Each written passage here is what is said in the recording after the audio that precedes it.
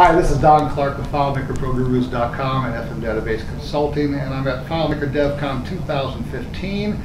And today I'm interviewing Matt Petrowsky of FileMaker Magazine.com, and I think everybody in the world of FileMaker knows Matt Petrowsky. You are a legend, and I'm glad you're here, and I'm glad to finally meet you. And so let's start off. Tell me a little bit about FileMaker Magazine and about your role in FileMaker. Well, I started in FileMaker way back in '90s, like a lot of people at Devcon here.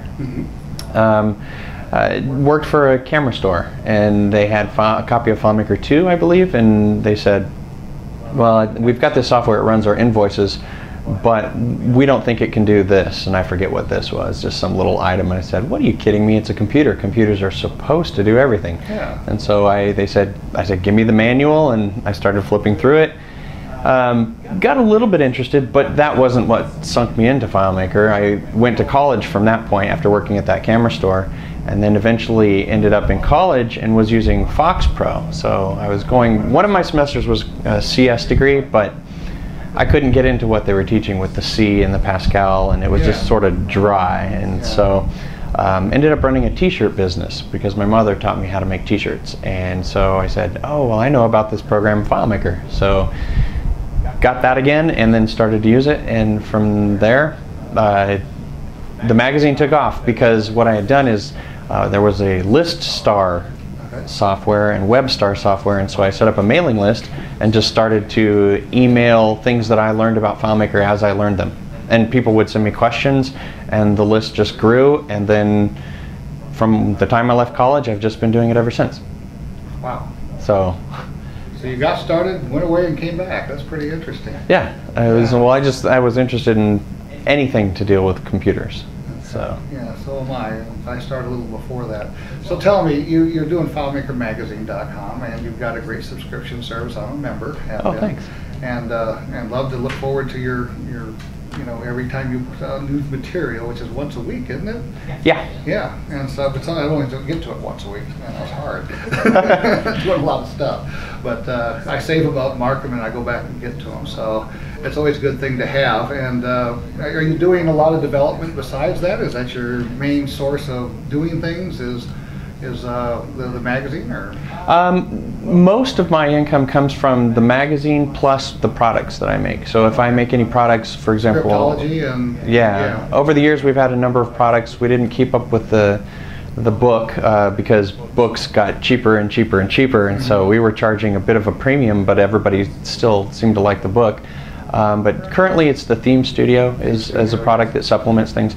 I do have some people that in some occasions I'll do consulting, but most of what I've been doing outside of the magazine and the product is people who want to actually create a FileMaker solution.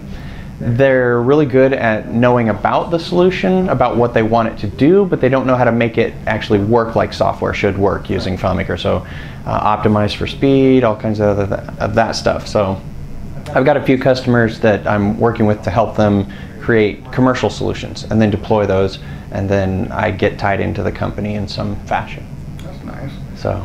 Okay, so you know all the tricks. I think you've been to a lot of them. I saw you. Well, in 2013. I went to one of your seminars and made furious notes all the way through, like everybody else does. So. Well, I mean, I have to give credit. It is the community that creates a lot of things, and so there's a lot of things that sometimes, if you're the person that brings it to the community, then they give you credit, which is not reasonable to get. So usually I do my best to give attribution whenever I can, but if there's something that I picked up somewhere and I just forget where I got it, I'm like, well, here's how you do something, and this is what I know. I've picked it up somewhere. So we all learn something from somewhere, and sometimes at some point it becomes part of your knowledge base. And very much so. Yeah. Especially like here. Yeah, exactly. Have you had a good Devcon this time? Yeah, the session that I gave, I really enjoyed giving it, because. What was your session about this time? I didn't get to go to any sessions because I've been up here for 3 days. So. doing all the recording. Yeah. It was really fun. This year in particular, I did something I've never done before, and I basically put it into a story format. So I told this story, and over the course of the story I explained how the story was about a young layout making a trip into the land of mobile. Oh, really? And so it was the trials that this layout has in order to become an optimized layout and perform really well and work in mobile. So it gave me the opportunity to, through the course of this story, actually explain how to optimize. And so at various points I stopped in the story and then would show people actual demos of what was going on. Like the layout wanted to have a trim down. He wanted to reduce weight, and that was basically reducing the number of objects and techniques you could do with that. Right. And so what was the feedback, your comments and stuff? The people that came up to me, they said they really liked it so far. I always like getting the response after Devcon that people fill out, and then you get to see the sheets and you get to see some of the comments that people, they give that to speakers after you speak, for whoever does put notes in their responses. Yeah. So it'll be interesting to see, because storytelling is supposed to be one of the best ways to communicate. Yeah. Yeah. And that's what I figured. In advertising and marketing and instructional purposes, you should be telling a story. Yeah. And if you do, it usually gets their attention, and their retention is better. Yes. Yeah. I'd be interested to hear. Are you going to post anything about that when you? Well, the actual file for anybody who was at Devcon, it's the full file that I used. In fact, in the session, I mentioned to people, I said, go to this URL and you can download the file and follow along with the story. So the actual story is in the header part of the file, and then the actual example is right there. And I've got a before and after where there's an unoptimized and then an optimized version, and anybody who's at Devcon can get the file. And so that one. He works for a company here in Las Vegas doing manufacturing slot machines and all kinds of different things. Uses FileMaker. He's the only one in this big, massive company that does it, and has FileMaker. Oh, wow. And puts out 25, 30 reports every morning.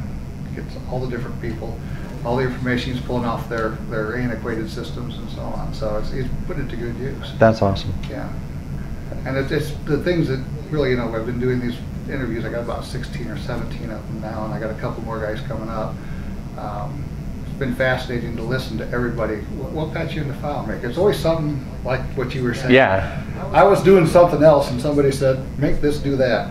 And off I went. I loved it, and Yeah. And a few of them went away and came back, but for the most part, most of them stayed right with it, and made a livelihood out of it. So a lot of the other ones I've had, I had Richard Carlton here and Tim Sabura here. They both came up at the same time, both had to leave in half an hour. And so I stood here and we put both of them in here, and we just had a nice little interview. Heard a lot of neat things. And, that's awesome. Yeah, so there's been a couple like that where we've had, at one time, the guys from Clickworks?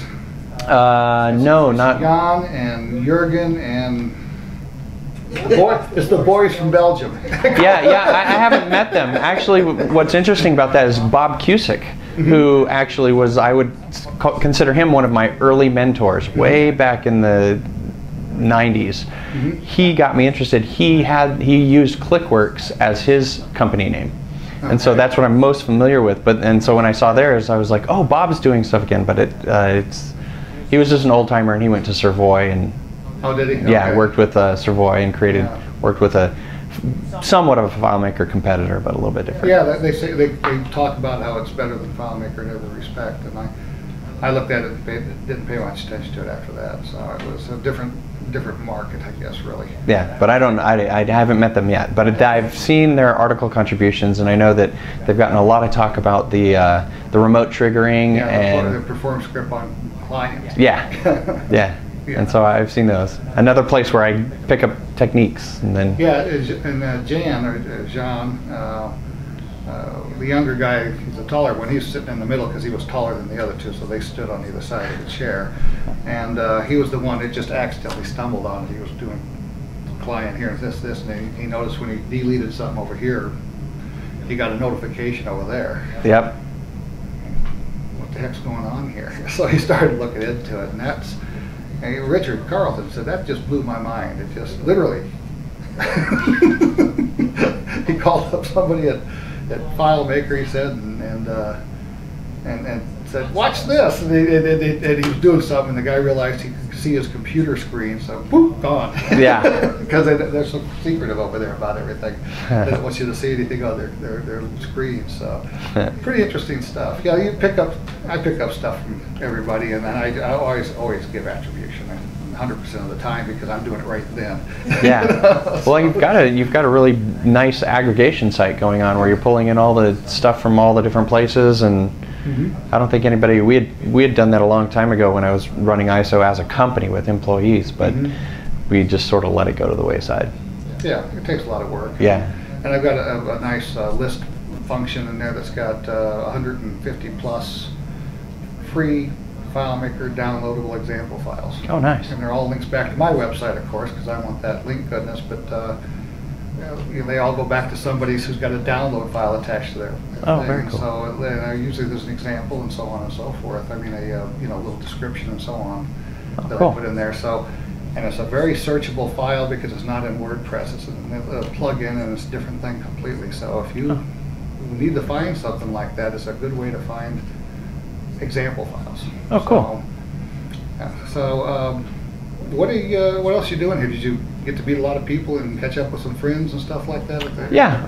Most the one thing I really like about the FileMaker community is I like the fact that it is more of a village feel than a lot of other communities. One of the other markets that I've been involved in was Drupal earlier on, and that grew from like their conferences were like 300, and then it went to 800, and then 1,000, and then 2,000. I think they're up to something like 6,000 attendees or something. It just really exploded because of the size of the market. But FileMaker, because it just sort of stays constant, although this was our best year ever for attendance, you get to know people over the years, and those people sort of stick around. So it really becomes a village, and you get to know a lot of people. And so I have a lot of respect for all of my peers.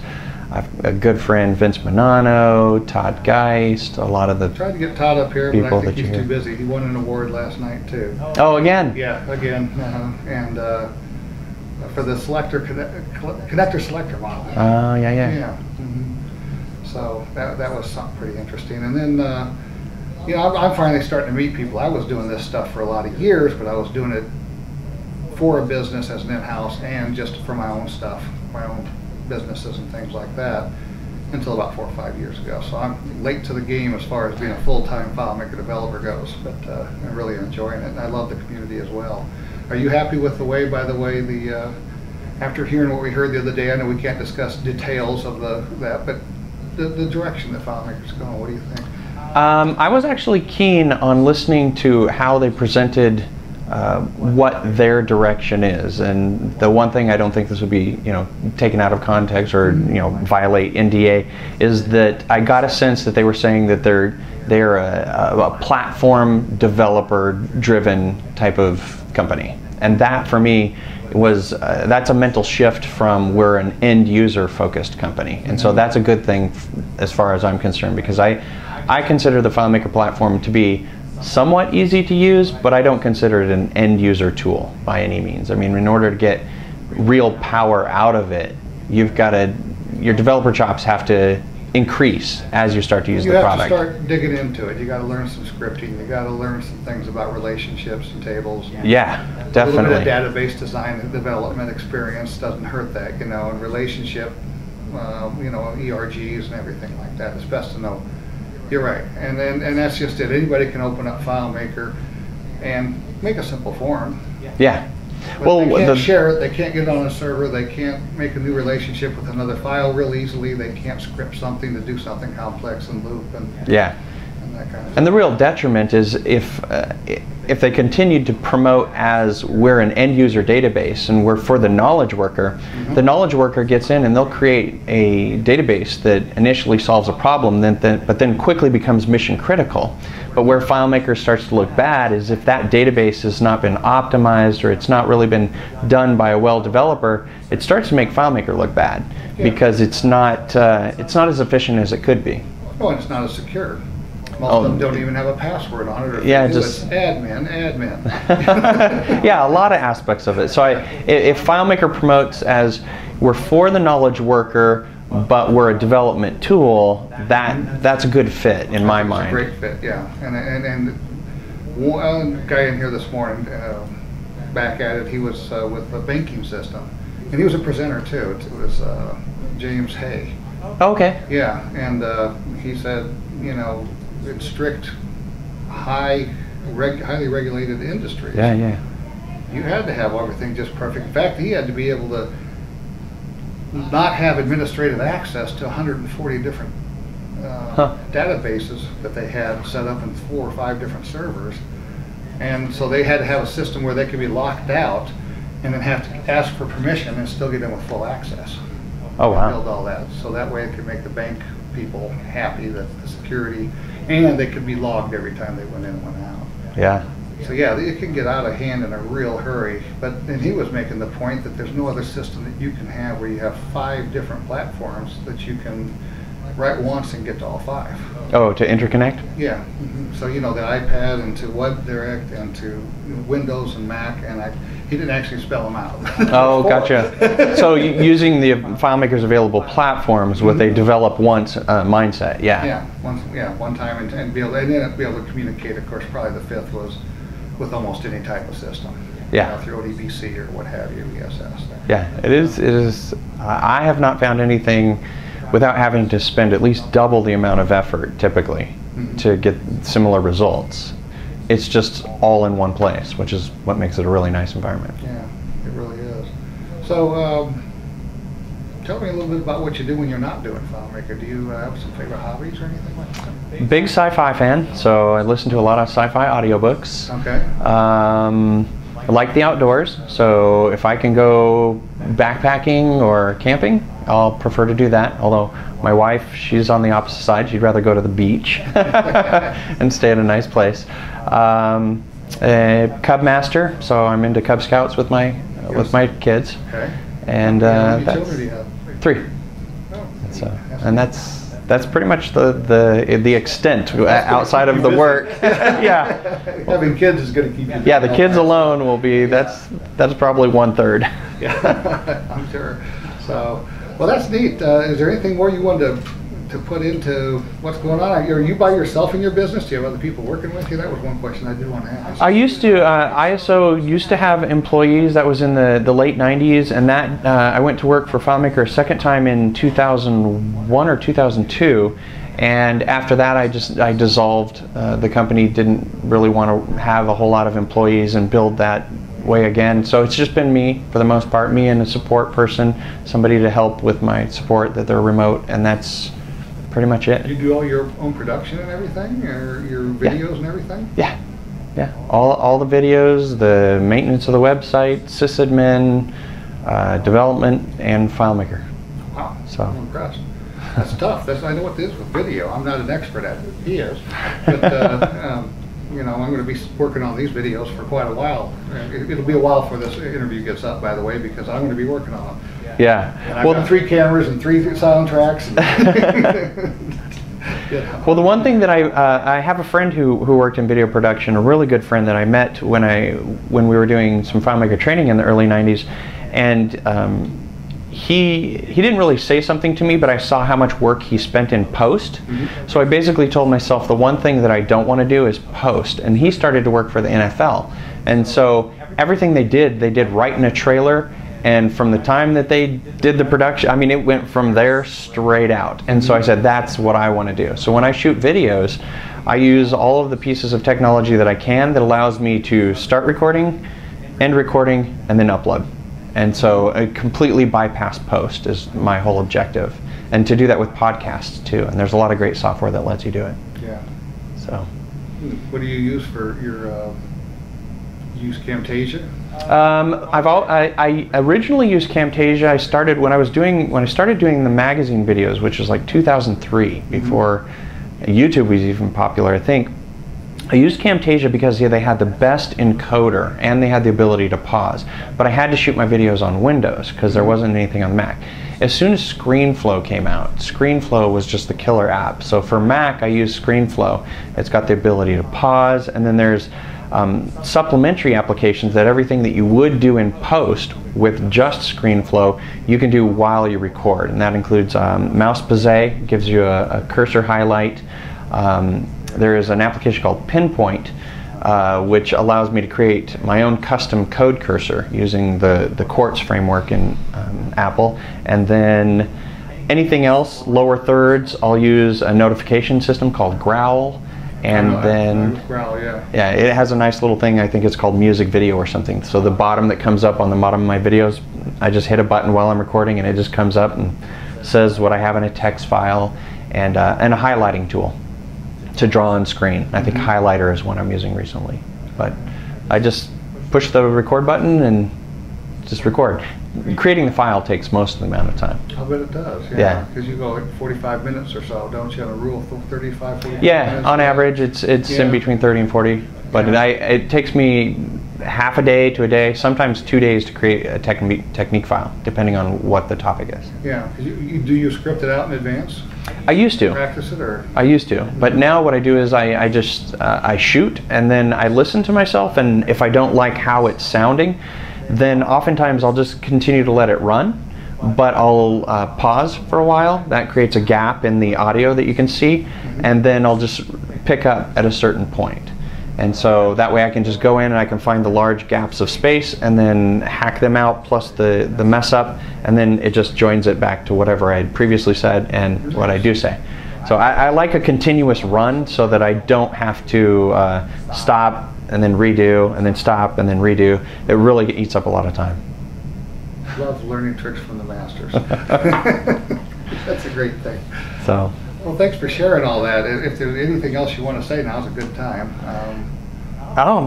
Well, just for anybody who's learning FileMaker, if they're watching this and they're on their road, I have to give credit to FileMaker that one of the things I wanted to do was learn to program, and FileMaker helped me learn how to do that, so that I became familiar with shell scripting, with PHP. Going with your conventional CS degree is like, if you can sit through the classes, it's cool, but I couldn't do it, and so I had to change my major, and it's just such an awesome platform for learning how to do technology and logic and workflow and figuring out processes and how to automate them. Okay, so stick with it. Stick with it, and I think, and if you're young and you're looking for something to do and you haven't gone to get that computer science degree, or you have a liberal arts degree and perhaps something along those lines, you can't find a job, this could be something that you can make some money at. It's a good thing for you to get started, and the learning curve is not that bad. No. Not for you to get productive. Not like it's not like Java, where you've got 5 million different functions within hundreds of thousands of libraries. Yeah. FileMaker's got a small little set of 200 functions, but it's amazing what you can do with those 200 or so functions. Do you have any plugin? I wanted to ask that question. Do you have any plugin that you like, or yes. plugins? I in fact have to be honest, if these plugins did not exist, I probably would not be apt to use FileMaker, because there are things that FileMaker I feel should have in it, but they just don't. But that's because I have other environments that I know it's just so easy. Base Elements is one, primarily because it's free, but also because it accesses so many of the external technology things, the REST APIs, and it hooks right into curl. And then I also run 360works typically, because anything I want to do in Groovy, which is Java, but that, and then I'll throw in MBS. I'm usually running all three of those. Oh, and Dracoventions. Right. So if to empower, if developer assistance, if you're not able to search through your script and refactor, then that would be. That'd be tough too. Yeah, taking that away from me, I'd probably have something with withdrawal or something. All right, well, great. That's great feedback. Those are the common ones. Those are the ones I hear about most often. Base Elements probably is first, but 360 is right behind them. Yeah. When I'm talking to people, and Christian in MBS, he's been around when Zojo was real basic, and so he has. A plugin, 3,200 functions. He was sitting here yesterday telling me all about it. There's quite literally nothing that you could not do with his plugins. So you put that on the server and you're hooked up with FileMaker Go.